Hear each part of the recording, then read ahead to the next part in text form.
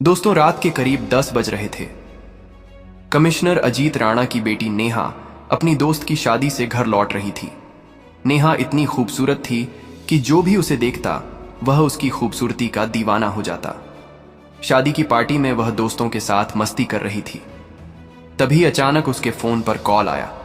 दूसरी तरफ से आवाज आई, नेहा, तुम्हारी मां की तबीयत अचानक बिगड़ गई है, तुम तुरंत घर आ जाओ। यह सुनते ही नेहा का दिल घबरा गया। उसने किसी को बिना बताए पार्टी से निकलने का फैसला किया और जल्दबाजी में अकेली ही घर की तरफ निकल पड़ी। सुनसान सड़क पर रात के अंधेरे में स्कूटी चलाते हुए उसका मन डर से भरा हुआ था। तभी उसे दूर से एक पुलिस की गाड़ी दिखाई दी जिसकी लाल नीली लाइटें जल रही थीं। गाड़ी देखकर उसके मन को थोड़ी राहत मिली। उसने सोचा, अच्छा है, रास्ते में पुलिस मिल गई, अब मुझे डरने की जरूरत नहीं है। लेकिन उसे यह पता नहीं था कि जिस सहारे की उम्मीद वह कर रही है वही उसके लिए सबसे बड़ी मुसीबत बनने वाला था। जैसे ही वह गाड़ी के करीब पहुंची, उसने देखा कि सड़क किनारे पुलिस की जीप खड़ी है और उसके पास एक सब इंस्पेक्टर अपने 4-5 सिपाहियों के साथ बैठा हुआ है। सबके हाथों में शराब की बोतलें थीं। वे जोर जोर से हंस रहे थे, ऊंट पटांग बातें कर रहे थे और नशे में धुत होकर माहौल बिगाड़ रहे थे। नेहा की नजर जैसे ही उन पर पड़ी, सब इंस्पेक्टर ने भी उसे देख लिया। उसकी आंखें नेहा पर ठहर गई। वह हवलदार से हंसते हुए बोला, अरे देखो कैसी हसीन परी चली आ रही है, आज तो मजे ही मजे हैं। ये तो जैसे स्वर्ग से उतरी हुई है, इसे ऐसे ही कैसे जाने दे। इतना कहते ही सब इंस्पेक्टर और उसके सिपाही नेहा के रास्ते में आकर खड़े हो गए। जैसे ही सब इंस्पेक्टर पास आया, उसने नशे में लड़खड़ाते हुए नेहा का हाथ पकड़ लिया। उसकी आंखों में एक गंदी चमक थी। वह हंसते हुए बोला, अरे ये तो सचमुच स्वर्ग से उतरी हुई परी है। इतनी खूबसूरत लड़की रात के अंधेरे में कहां चली जा रही है? अरे हम पर भी कभी ध्यान दो, तुम्हारी अदाओं का हम दीवाना हो चुके हैं। अब तो बर्दाश्त नहीं होता मेरी जान, बस एक बार हम पर रहम कर दो। सब इंस्पेक्टर के इस बेहुदा स्पर्श से नेहा सिहर उठी। उसने तुरंत झटके से अपना हाथ छुड़ाया और पीछे हटते हुए गुस्से और डर के मिले जुले भाव से बोली, देखिए, मुझे घर जाना है। मैं एक शरीफ लड़की हूं और आप एक सब इंस्पेक्टर होकर इस तरह की हरकत कर रहे हैं। आपका काम देश की रक्षा करना है, लेकिन आप तो खुद ही अपराध कर रहे हैं। आप लोग कानून के रखवाले नहीं बल्कि कानून के दुश्मन लग रहे हैं।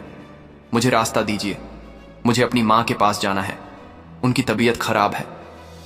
यह कहकर नेहा साइड से निकलने की कोशिश करती है, लेकिन सब इंस्पेक्टर ने फिर से उसका हाथ कसकर पकड़ लिया और जोर से अपनी तरफ खींच लिया। अब नेहा का दिल तेजी से धड़क रहा था। उसका डर और बढ़ गया। उसकी आंखों में आंसू छलक आए। उसने कांपती हुई आवाज में कहा, प्लीज सर, मुझे छोड़ दीजिए, मुझे घर जाना है।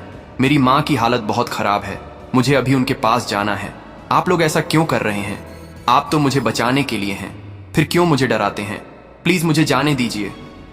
लेकिन सब इंस्पेक्टर उसकी विनती सुनने के मूड में नहीं था। उसकी नजरें और भी नीच इरादों से भरी हुई थीं। वह नेहा की आंखों में देखकर और भी बेशर्मी से बोला, अगर तुम हमें छोड़कर चली गई तो मैं जी नहीं पाऊंगा। तुम्हारी खूबसूरती ने मुझे पागल कर दिया है। बस एक बार मुझे खुश कर दो, फिर चली जाना, बस एक बार। इतना सुनते ही पास खड़ा एक हवलदार बीच में बोला, सर, यह लड़की इतनी नखरे क्यों दिखा रही है? इसे समझाओ। सर, जो कह रहे हैं वही करो। और सुनो लड़की, तुम क्या समझती हो, ऐसे ही यहां से चली जाओगी? नहीं, जब तक हम खुश नहीं होते तुम कहीं नहीं जा सकती, समझी?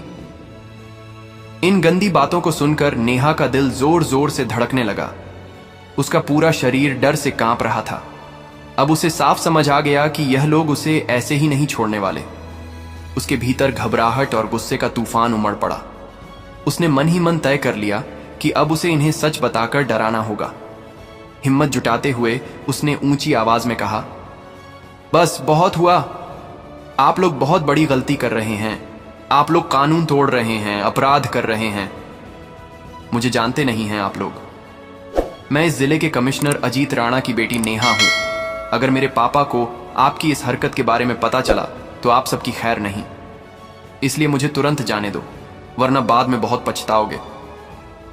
उसकी आवाज गुस्से से भरी हुई थी। लेकिन अंदर से वह अभी भी बहुत डरी हुई थी। सब इंस्पेक्टर उसकी बात सुनकर ठहाका मारकर हंस पड़ा। ओहो, तो तू कमिश्नर की बेटी है, उसने नशे में डगमगाते हुए कहा। लेकिन तुझे देखकर तो बिल्कुल नहीं लगता। कमिश्नर की बेटियां ऐसे कपड़े पहनती हैं क्या? वो तो मॉडर्न ड्रेसेस में घूमती हैं, और तू सलवार सूट पहनकर दिल्ली की लड़की लग रही है। मुझे बेवकूफ मत बना, झूठ बोलना बंद कर। कमिश्नर की बेटी होती तो तेरे तेवर अलग ही होते। अब बहाने छोड़ और वही कर जो मैं कह रहा हूं। इतना कहकर सब इंस्पेक्टर ने फिर से उसका हाथ कसकर पकड़ लिया।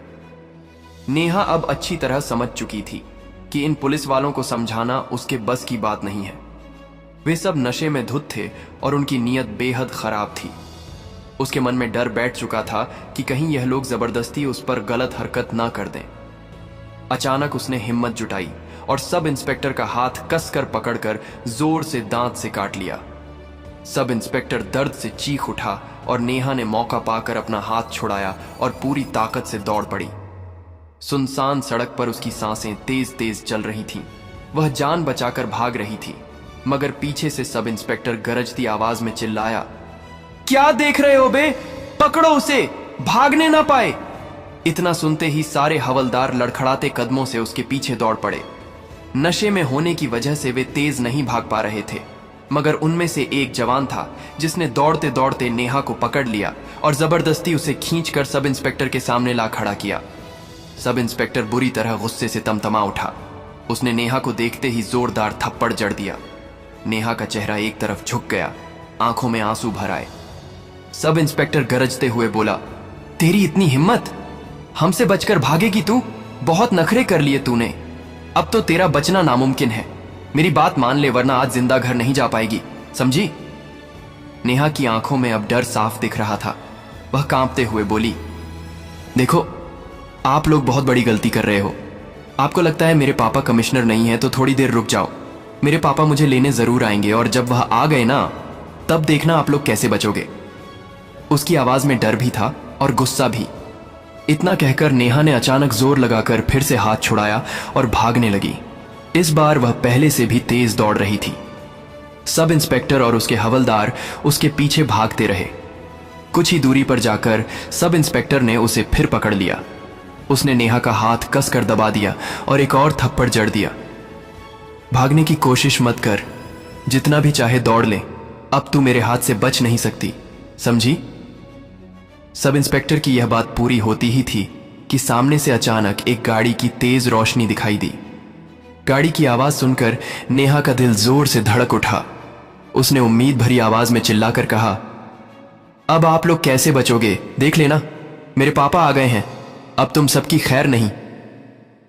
गाड़ी जोर की ब्रेक के साथ सामने रुकी। दरवाजा खुला और बाहर उतरे दिल्ली के सबसे बड़े अधिकारी कमिश्नर अजीत राणा।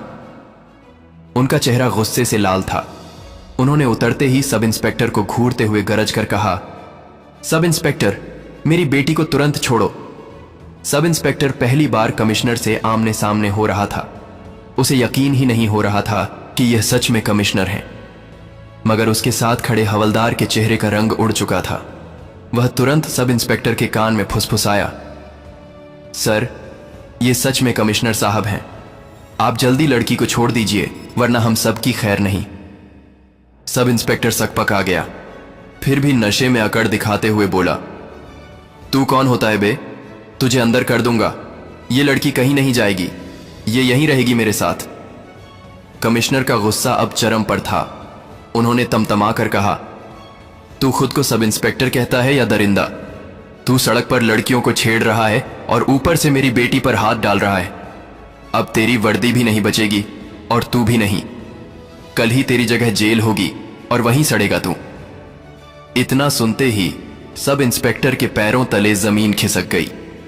उसने डरते डरते नेहा का हाथ छोड़ दिया और कमिश्नर के सामने हाथ जोड़कर गिड़गिड़ाने लगा, सर, मुझे माफ कर दीजिए। मुझे नहीं पता था कि यह आपकी बेटी है। मैंने सोचा ये कोई आम लड़की है, दिल्ली की होगी। मैंने कोई गलत काम नहीं किया सर, मैं बस मजाक कर रहा था। नेहा बीच में रोते हुए गुस्से से बोली, नहीं पापा, ये झूठ बोल रहा है।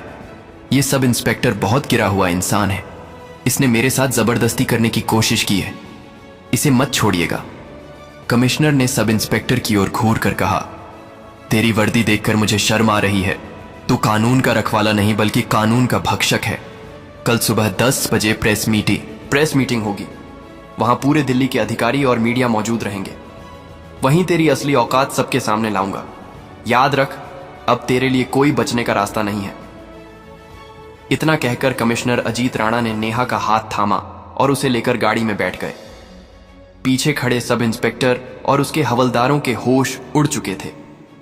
सबकी हालत खराब थी। उन्हें साफ लग रहा था कि अब उनका करियर खत्म होने वाला है। सुबह होते ही दिल्ली के सबसे बड़े प्रेस मीटिंग हॉल में बैठक बुलाई गई। अंदर मीडिया रिपोर्टर, बड़े बड़े मंत्री और तमाम पुलिस अधिकारी मौजूद थे। बीच में कमिश्नर अजीत राणा बैठे थे। उनके दाईं ओर उनकी बेटी नेहा बैठी थी और बाईं ओर दिल्ली की तेज तर्रार IPS अफसर रीना शर्मा मौजूद थीं। माहौल पूरी तरह सन्नाटे में डूबा था। सबको इंतजार था कि अब कमिश्नर क्या फैसला सुनाएंगे। हॉल में सन्नाटा था। सबको इंतजार था कि आखिर कमिश्नर क्या कहेंगे। कमिश्नर ने माइक उठाया और गंभीर आवाज में बोले, आज मैं सिर्फ कमिश्नर के तौर पर नहीं बल्कि एक पिता और गवाह के तौर पर भी यहां बैठा हूं। कल रात मेरी बेटी नेहा के साथ जो हुआ वो सिर्फ मेरी बेटी के साथ अन्याय नहीं बल्कि पूरे समाज के लिए एक शर्मनाक घटना है। पुलिस का काम जनता की रक्षा करना है, लेकिन जब वही लोग अपराध करने लगे तो यह पूरे विभाग पर धब्बा है। इसीलिए मैं आज सबूतों के साथ यह केस आपके सामने रख रहा हूं। उन्होंने सबूत पेश किए। मेडिकल रिपोर्ट जिसमें नेहा के चेहरे और हाथ पर चोट दर्ज थी। मोबाइल वीडियो जिसमें सब इंस्पेक्टर और हवलदार नेहा को पकड़ते और धक्का देते साफ दिख रहे थे। इसके बाद कमिश्नर ने कहा, मैं खुद गवाह हूं। मैंने मौके पर जाकर अपनी बेटी को छुड़ाया और सब इंस्पेक्टर को रंगे हाथ पकड़ा। यह अपराध साफ साफ साबित है। इतना कहकर कमिश्नर ने नेहा की तरफ देखा और कहा, अब नेहा खुद अपनी बात आप सबको बताएगी। नेहा ने माइक संभाला। वह थोड़ी घबराई हुई थी लेकिन हिम्मत दिखाते हुए बोली, मैं कल रात घर जा रही थी। तभी सब इंस्पेक्टर और उसके साथियों ने मेरा रास्ता रोका। पहले उन्होंने बदतमीजी की, फिर मुझे जबरदस्ती पकड़ने लगे।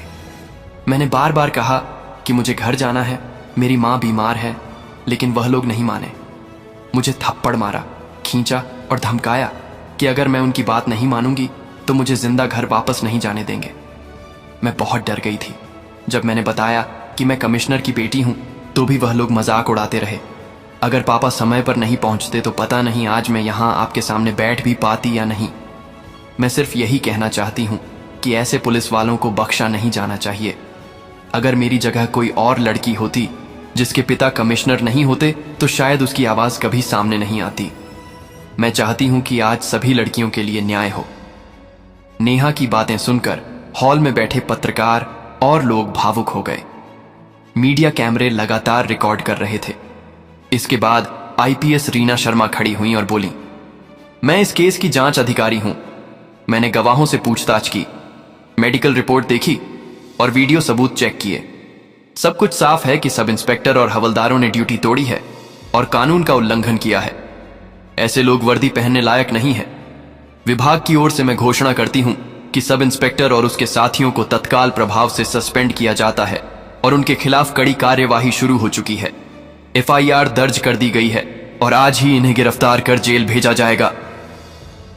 इतना सुनते ही प्रेस हॉल तालियों से गूंज उठा। पत्रकारों ने पूछा, क्या इन्हें सजा मिलेगी? कमिश्नर ने कहा, हां बिल्कुल। अब यह मामला सिर्फ विभागीय कार्यवाही तक सीमित नहीं रहेगा बल्कि अदालत में चलेगा। जो भी अपराध साबित होगा उसके हिसाब से सजा दी जाएगी और मैं गवाह बनकर अदालत में भी खड़ा रहूंगा। रीना शर्मा ने भी जोड़ा, यह संदेश पूरे पुलिस विभाग और समाज के लिए है। कोई कितना भी बड़ा क्यों ना हो, कानून से ऊपर नहीं है और बेटियों की सुरक्षा से कभी समझौता नहीं होगा। प्रेस मीटिंग खत्म होते ही पुलिस टीम सब इंस्पेक्टर और हवलदारों को हथकड़ी पहनाकर हॉल से बाहर ले गई। मीडिया कैमरे उनकी तस्वीरें खींचते रहे। पूरे दिल्ली में यह खबर फैल गई। तो दोस्तों, आपको यह कहानी कैसी लगी? अगर अच्छी लगी हो तो प्लीज हमारे चैनल स्टोरी दर्पण को सब्सक्राइब और वीडियो को एक लाइक जरूर करें। धन्यवाद।